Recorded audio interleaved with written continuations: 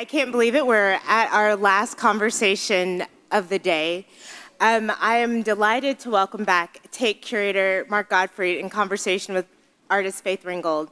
Crystal Bridges has had the pleasure of hosting Faith once before during our 2016 Distinguished Speaker Series, and it's truly a joy to welcome her back and to hear her and Mark sort of close out the day for us. Thank you both. Thank you. Thank you. Should we sit down? I'd rather stand up. Okay, all right. Okay? I like standing. Great. No? Should we do it as a conversation? You're going to sit there? Okay. I'll put my bag over here. Well, I just want to say briefly what a great honor it is to share a podium with Faith. And one of the really brilliant moments in our research was when Zoe and I spent a few hours with you and Michelle, who's here as well, speaking about the works that would be in Soul of a Nation, and hearing you talk so brilliantly about them, not just in terms of the images and the content, but in terms of formal decisions, paint types, the relationship to different artists that were going on in these works, beyond what you immediately see in images. And when we presented the works in London, often we would stop people before your works and really get them to look at the works very, very closely, to look at them not just in terms of images, but to look at the backgrounds, the rhythms in the works and so on. And I'm going to ask you to say a few words about the works coming up to the works that are in the show, but then maybe we'll pause the slide presentation at a couple of moments to talk a few more times about those formal decisions. Mm-hmm. It would be nice to see the work, to see the artist conversation. Wow, beautiful. Art of the 1960s. You know, I've done so much work, sometimes it confuses me a little bit, but it's wonderful. I like looking back and seeing everything that I've done and what it's all about. Excuse me?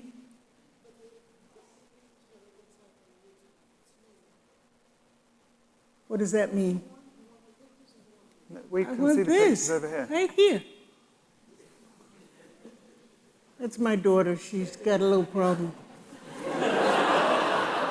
I don't know what that is. A man kissing his wife. The art really began in 1948. When I was 18 years old and went to the City College of New York to become an artist. And I kept changing and all. The 60s, however, was such a fantastic period. There was so much going on in the 1960s.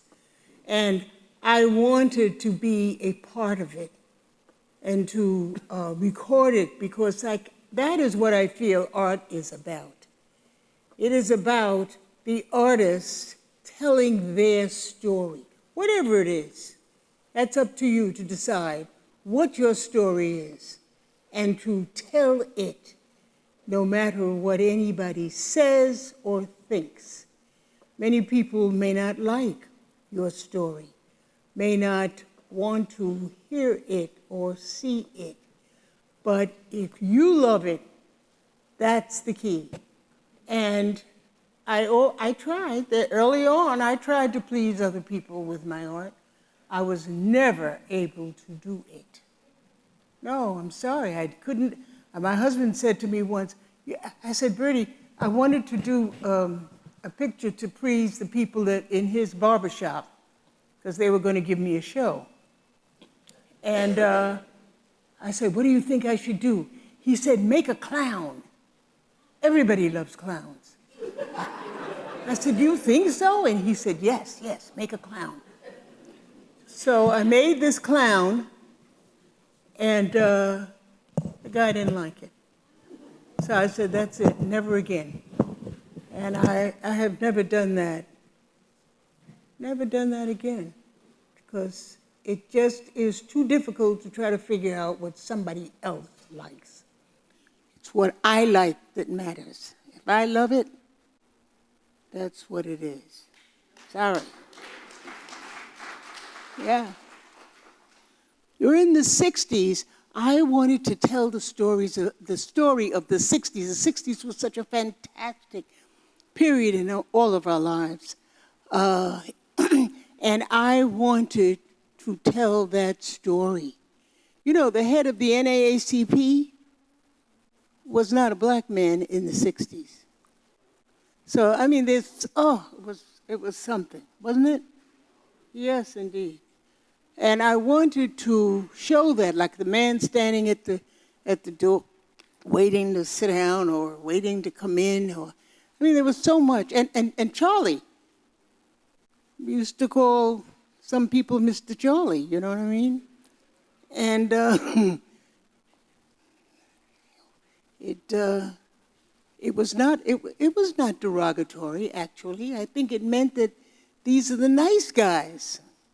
The in crowd, however, would show you just who was on top and who was doing what. The American dream, half and half. The women were having issues, and not just the black women. The American People series was my first, well, actually it wasn't my first series, but it was the first that took a political stance, and I wanted to do that. I wanted to have something to say about America and my situation. This was my very first flag painting. Does she look patriotic? Does she? It was hard to figure out how I could make someone who looked patriotic. And this one here, young black man in a world of trouble, this was my brother. Unfortunately, he died not too long after that. It was hard, very, very hard. We're not playing that again. That's not doubling, is it? It has not doubled yet, okay. Woman looking in a mirror. Yes, I thought that was very important, to look in the mirror and see how beautiful you are. Yes, the artist and his model. Not my model, but the others. The flag is bleeding. I think that's the one you have here, yes? Yes, I wanted to show what that, and here is the Black Power postage stamp. You know, we had stamps that were commemorative, huh? And I made a commemorative stamp when they said Black Power. People went nuts. They couldn't stand it. How dare you say Black Power? Well, I'm sorry. Everybody has to have power. A couple of images, please. You want to go back? Yeah, just to focus on, to look at one painting in depth. Okay, go right ahead. If you can move back to the painting called Die, just one more. This one, and pause. Do you mind if I just ask you a couple of other questions about this painting? Go right ahead. And this painting, I think it's really important to say, was acquired a couple of years ago by the Museum of Modern Art. After 50 years. And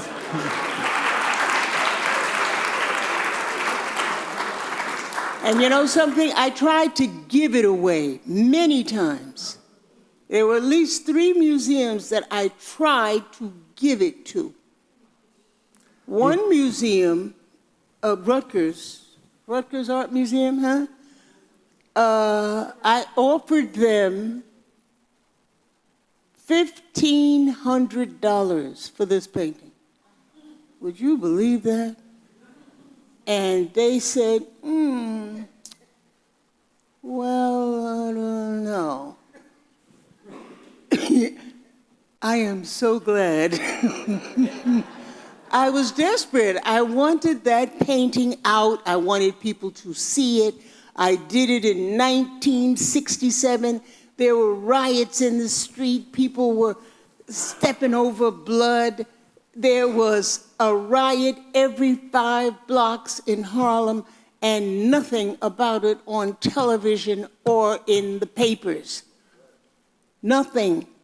And I said, this is got to stop. Because I saw it. How come nobody else has seen it? And I think it's amazing the way the painting depicts the violence that you were aware of and that you'd seen near where you lived. But the painting is also a very careful composition. And I wanted to ask about two people. One is Picasso and Guernica, which seems to be one of the points of departure. And the other is Ad Reinhardt, or what he represented in terms of abstraction, because behind the frieze of figures is a grid of grey, different grey squares. So can you talk about those two? Okay, now this painting I did in 1967, yes, and I wanted to show the riots going on all over around in Harlem. I wanted to show the rhythm of the riot because, well, who was it? Which one was, what was that? Hale Woodruff had said, your paintings don't have any rhythm.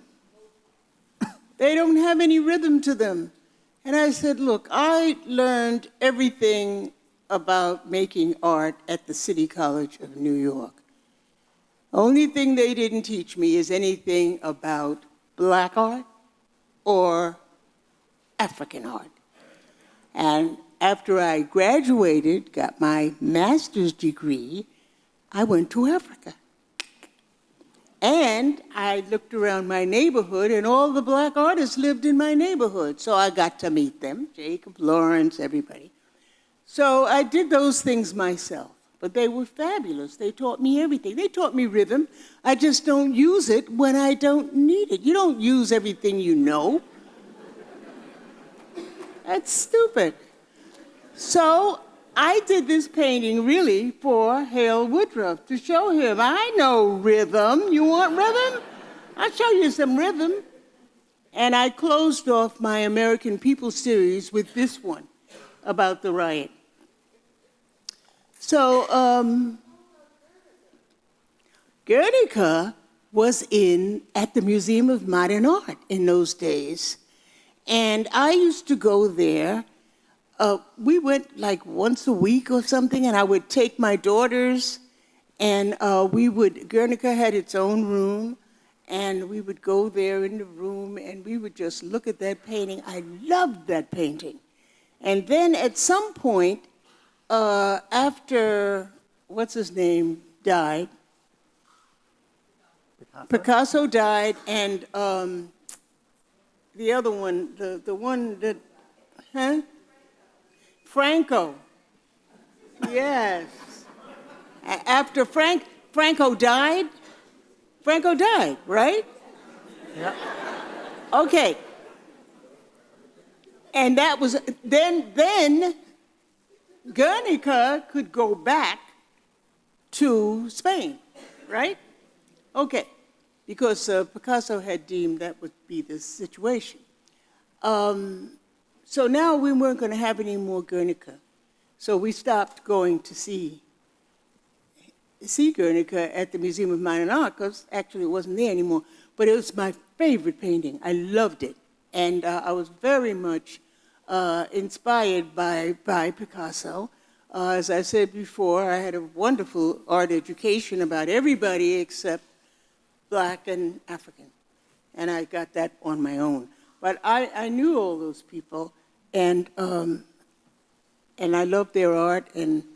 But I wanted to tell my story. And of course, my story is about being Black in America.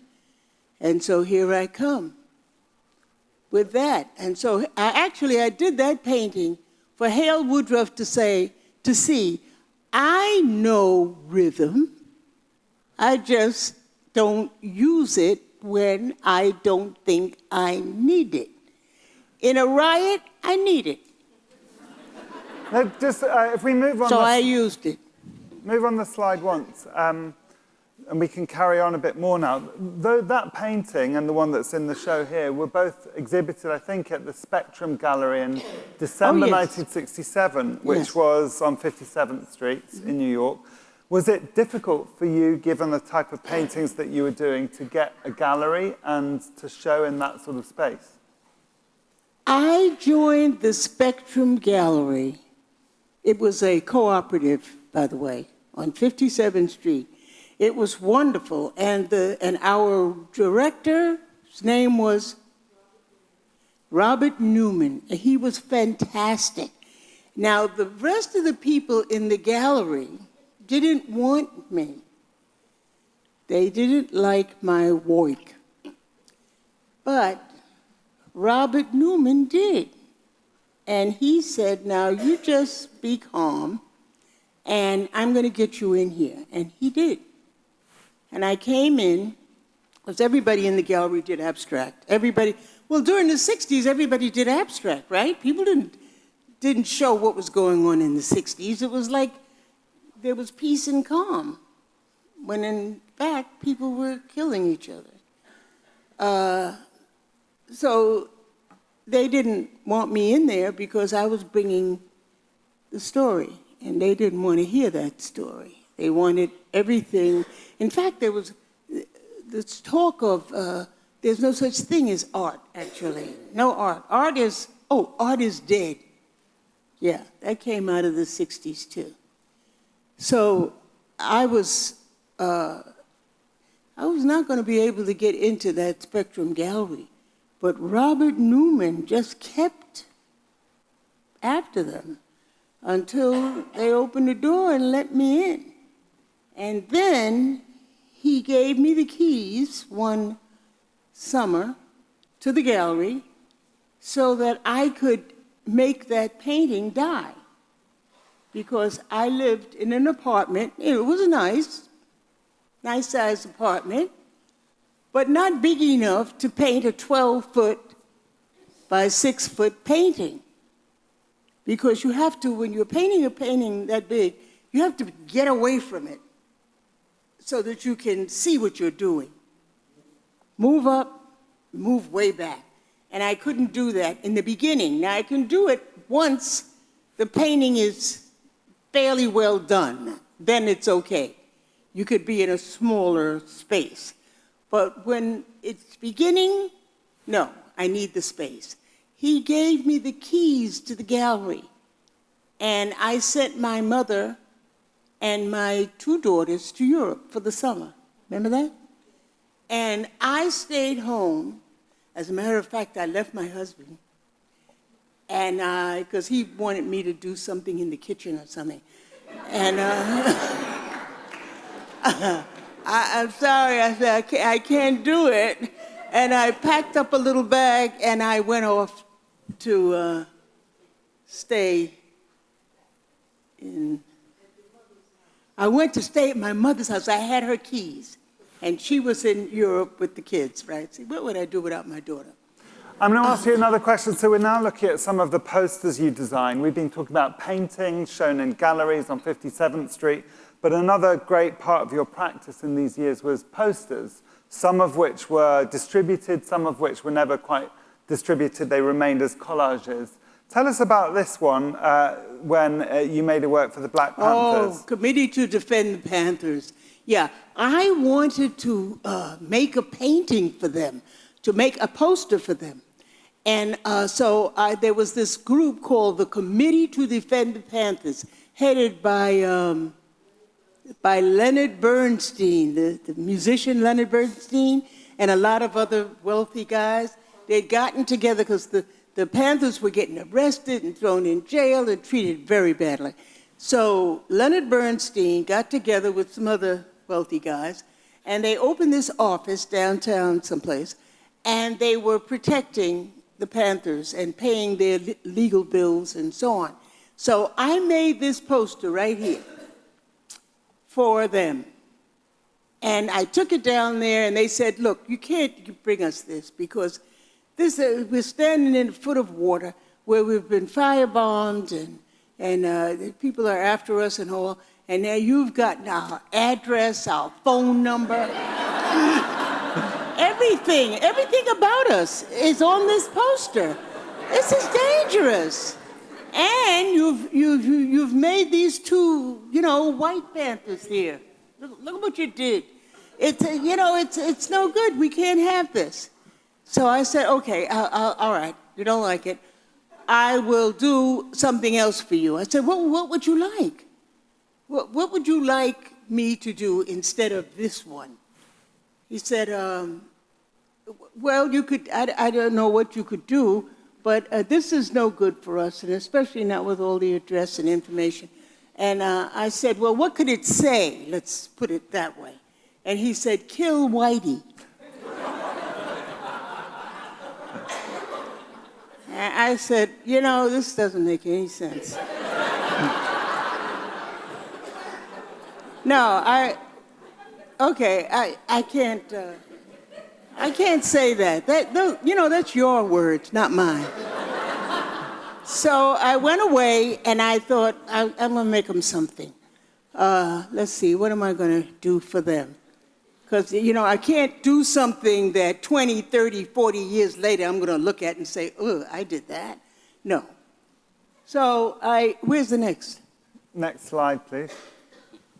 The next slide, I think, yeah. And pause on this one. So I decided to make a family, and give them all some weapons. And the little boy has a stick, and the mother and the father have rifles. And I said, well, maybe they'll like this. But my experience was political people at that time, including the Panthers and others, really didn't understand anything about art and basically didn't like it. Okay? So I said, well, I'll just do the best I can. And so I made this power to the people, free all political prisoners, and I took that down there to them. They didn't like it either. So I said, well, that's it, no more. But I did start making a series of Angela Davis posters, Free Women. I made a series of posters for Angela Davis. She didn't like them. I want to ask a different question about your politics at the time, not just, because it wasn't just about posters for the Black Panthers, but your involvement with New York institutions, art museums. You talked earlier about going to MoMA, the Museum of Modern Art, to see Guernica. But by about 1970, with other artists like Tom Lloyd and others, you became very involved in campaign groups to change the way in which those museums function. So can you just say a few words about those campaigns against... Well, we were trying to get those museums to show the work of Black artists, which they were not doing. And the Museum of Modern Art was the first one, and we demonstrated outside the Museum of Modern Art, and when I say we, I mean the Art Workers Coalition. They were a group of artists who were trying to change the art world.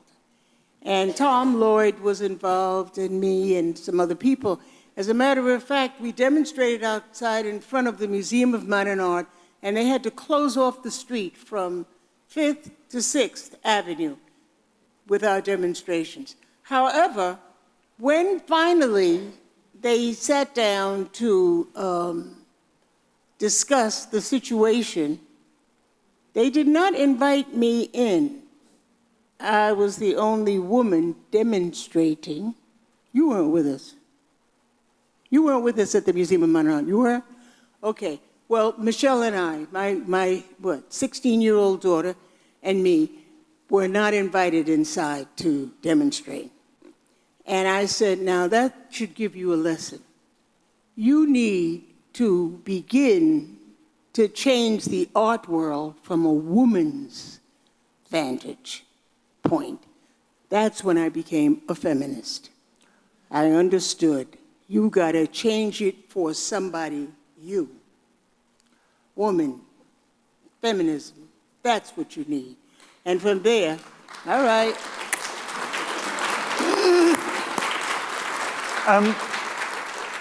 Also, From there, we went to the Whitney Museum. in the exhibition as well, we've got a wonderful work by Kay Brown, and you and her were a couple of the original members of Where We At, which formed the year after this in 1971 as the first, on the East Coast, the first sort of collective of black women artists. What was that group like? What kind of things did you show? We wanted to get an exhibition of women, black women artists, at a gallery. And so we went to a friend of mine. This guy, I knew him. He had a museum. Nigel Freeman, right. He had a gallery. Nigel Jackson, excuse me. Nigel Jackson, and we were trying to convince him to give us a show. We want women. We want to show people how wonderful we are. And Kay Brown had her group, Where We At, right? That was Kay Brown's group, Where We At, not mine. And I wanted to make a feminist group. Kay was not particularly interested in it being feminist, nor was she interested in making it an open show. I wanted the show to be open so that the women who were in it, fine, but any women who came after it opened could join too. I mean, I thought, wow, because you can't let everybody know that you're having this show at this gallery. So once they come in and they see what's happening, then they could join. And what Kay did with Where We At is we finally got Nigel to open the show to give us a show. But then Kay wanted it closed. And I said, no, that's no good. So I kind of left them alone, and they continued on with Where We At, right? Without me. Yeah. But we did get the show, but they closed it. So a lot of people couldn't get in. And I just didn't think that was fair, because how's everybody going to know there is a show and be in it? And I wanted to get women in shows, and that way it couldn't happen.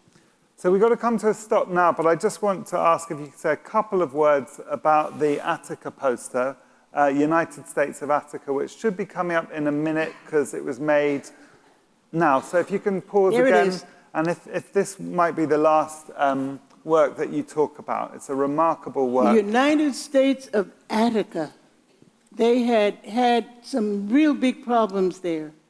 And I wanted to make it known all over the different cities, states, the whole United States, and how it had was formed from violent action. And so I did this massive research on all the different states in the Union and the violent acts, how many people were killed and wounded and so on, and of course slavery and how many slaves were brought over and how many died. And so this is the state of affairs of the United States up until 1971, and how many people died forming this country.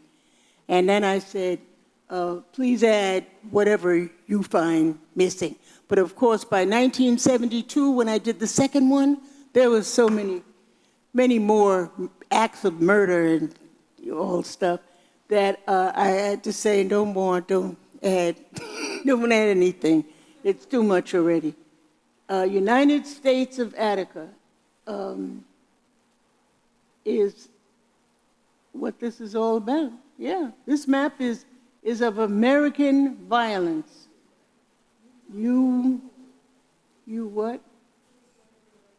Please add, yes. Whatever you find lacking. Right, okay. I know we've only talked about 5 years of an amazing career that's ongoing right now, and you're making work right now. So I'm sorry that we've just had a chance to look at a tiny portion of your one of practice. the things that I'm doing right now that I really want to introduce to you is my quilt to Duco. How many people have heard of it? Oh my God. Go on the internet. It's there. It's a game. Yes, it's a game. But it's a game of, you know Sudoku? Well, this is not just 9 numbers. This is 9 colors and 9 images.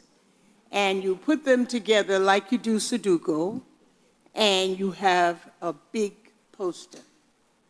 And I'm really going to get it out there. I don't know how I'm going to do it because there seems to be some trick to getting your game out there. But it's the same kind of trick that I faced in the art world. I mean, how long did it take me to get me out there, right?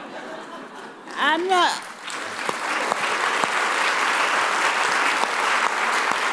No.